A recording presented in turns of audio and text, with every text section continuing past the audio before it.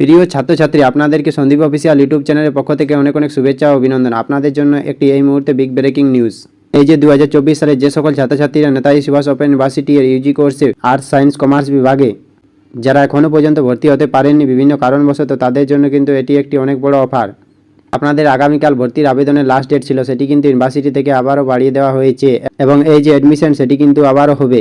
তো সেটি কবে থেকে হবে এবং কবে লাস্ট ডেট, চলো দেখি। তো প্রথমে দেখো, এখানে দেখতে পাচ্ছ তোমরা যে তোমার ফর্ম ফিল আপের যে ডেট বাড়িয়ে করা হয়েছে সেটি হলো 14/8/2024 তারিখ সকাল 10টা থেকে 26/8/2024 তারিখ সন্ধ্যা 6টা পর্যন্ত।